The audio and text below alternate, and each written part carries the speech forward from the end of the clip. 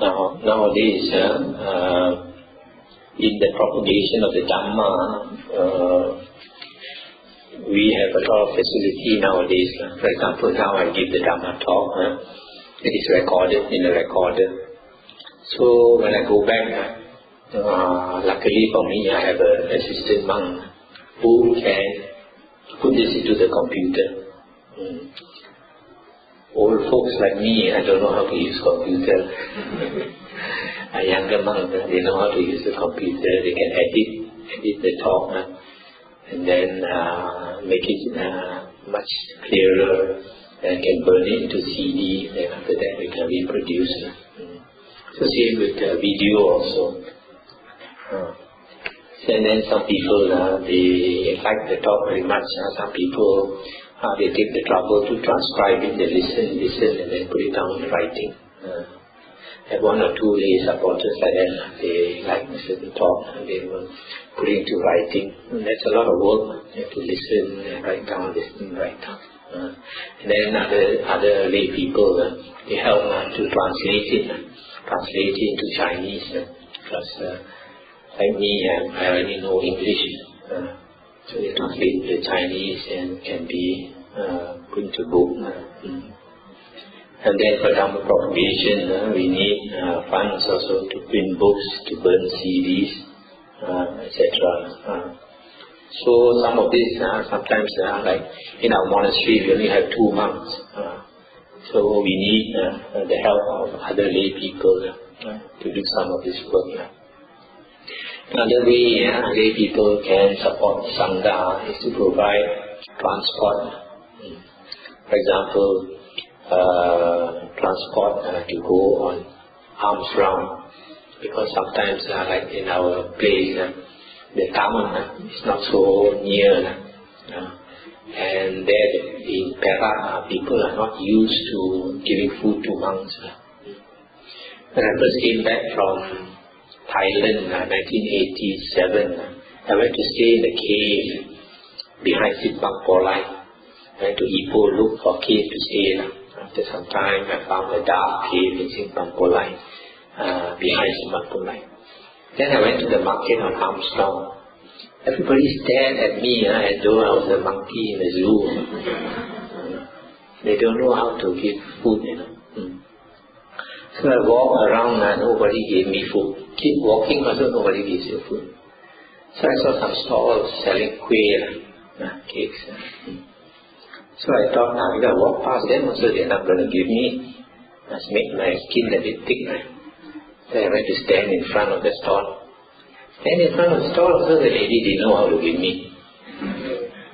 One customer had to tell her, hey, hoi ti kokoi, pay ti kokoi. And then only she gave me some kokoi. Then I walked to the next stall, I had to stand there. Then she gave me some kokoi. Then the first lady came back, wanted to give me 2 ringgit. I closed my alms bowl. I am not allowed to accept money. Closed my alms bowl. I said, don't accept money. She was very surprised because all monks accept money. Then I went to the third stall, I got some kueh. Then I walked back to my cave. I passed the mee stall, purposely walked a bit slow also. Passed the rice stall, walked a bit slow also cannot get. And went back to the cave, had to eat kokoi. Second day, I went arms round. Again, I had to stand in front of the kokoi stall. Then I got kokoi. And I ate kokoi second day. Third day, I thought, they should have some common sense. I don't need to stand there. I walk slowly past. And then they gave me kokoi. Third day, also I ate kokoi. Fourth day, after kokoi. Fifth day, after kokoi. Because sometimes we think that monks are vegetarians or should be vegetarian, right? So nasi lemak also tak boleh. So 5th day, 6th day, 7th day, 8th day, 9th day, 10th day, I had to eat kokoi. Then some people pass the word around, I santo. So they thought I was a Thai monk, I looked like Thai. So they came into my cave and started talking with me. Then I took the opportunity to tell them, We Theravada monks who bake for our food, we are not vegetarians. Now the 11th day I got nasi lemak. So you see, people like that in Perak, they seldom see monks with arms around. They don't know how to give. Not like Penang. Penang, my father, my grandparents were all from Penang. So my father told me that when he was a small boy, these Thai monks used to go on arms round. And my grandmother used to put a kettle of tea outside the house, and these monks will walk by and they see the kettle of tea and they will pour and drink themselves. So in the north, Kedah and Penang, people are used to monks going on arms round. But in the south, they are not used to monks going on arms round. They don't know how to give. So, like in our place, the nearest town is Tamil. So, actually we haven't started arms round because the people there are not used to us. We intend to start very soon. So when we start arms round, we also cannot go every day. So like we go to Demo one day, and then go to Tapa another day, and then go to Bilo another day, and go to Kampa another day, go to Chendiang another day. So this also we need lay people to support us and drive us in the van to go and collect food, and also to follow us so that in case we get too much food, they can help us bring back. When I was staying in Penang Hill, I stayed in a cave on Penang Hill for 7 years alone. And every day I walk down 400 feet, walk down to Aitam. I walk to an old lady's house. But Penang people are very supportive. Every day I go to the old lady's house, big crowd of people are waiting for me. They give me so much food, I cannot bring up to my cave.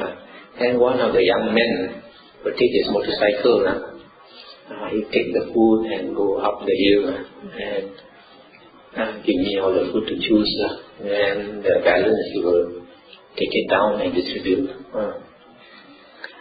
So you see, for this arms round also we need transport support.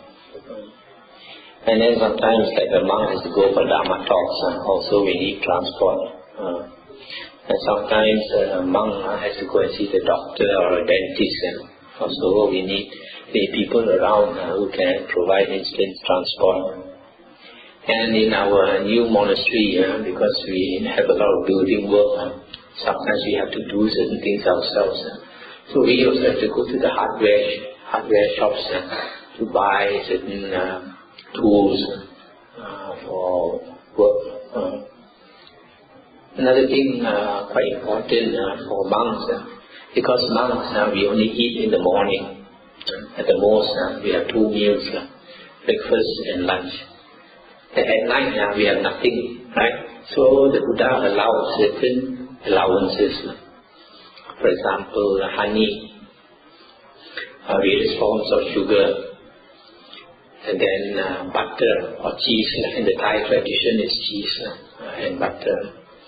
And then various types of oil, like cod liver oil, fish oil, or other types of oil like olive oil, coconut oil, and then ghee.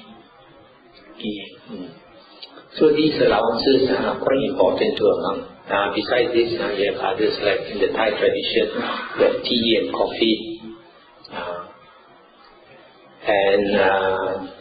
So because we don't have a meal, we don't have dinner, these kind of supports are quite important. So if you realize this, for example, when you invite a monk to your center, then you should provide these things for a monk. So at least you got energy when you use the Dhamma talk. So these are called allowances.